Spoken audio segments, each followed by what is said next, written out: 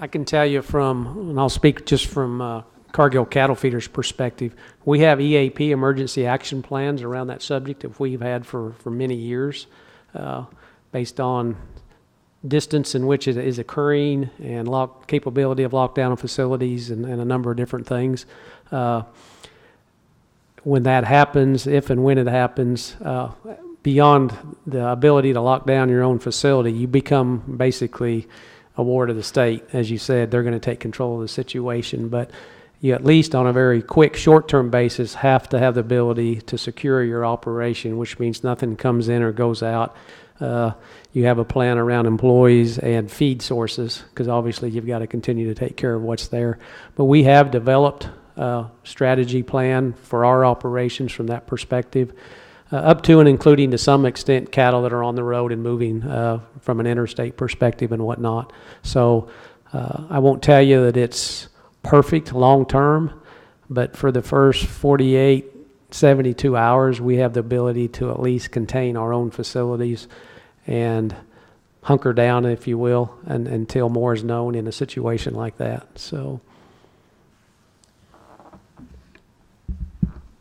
I'll just add to that it's really risk management, right? And so if you're looking at sustainability in the triple bottom line context, and one of the things we're finding with producers is, they may be doing actions on their farm or in their operation that are considered sustainable, right? But we've talked about it a lot today, they don't have like documentation or the relationship set up that they need to in order to manage that risk. So that's really the opportunities you can identify by taking that viewpoint of sustainability and not just having it be like just an environmental perspective or just one sort of part of sustainability. And so that's really what I see from a risk management standpoint is you'll have the plans in place and the procedures and processes. Everyone will know what to do.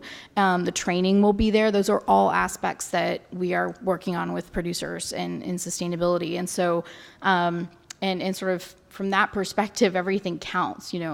I've been at the truck that morning and had my safety meeting. Does that count? That's a question that I get a lot, Yes, that counts. And so it's about, what are those things you're already doing that lend to really disease prevention and planning for those kinds of things, in the future.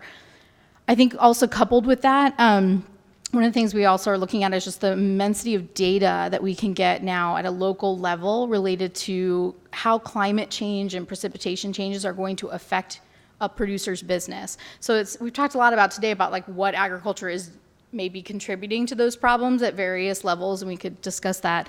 But what we're also really focused on is, okay, let's not even debate what's causing it.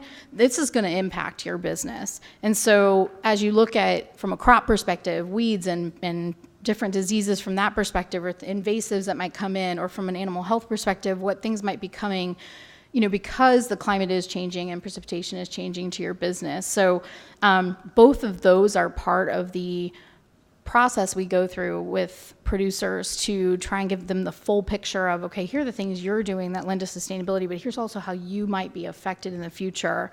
We have great information now related to that. It's no longer some big global number that we can't figure out. You can get that down to a county level, and that's pretty important to understand before you move forward on a decision.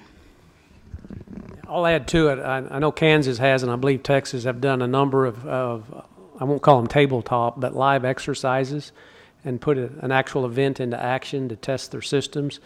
And it's very interesting, I think very productive as they do those. It seems like every couple of years to have that preparation and knowledge at the state level with your state veterinarians and resources on how to try to control and contain a situation like that. So there's probably more work and planning done than what the general public realizes around something like that.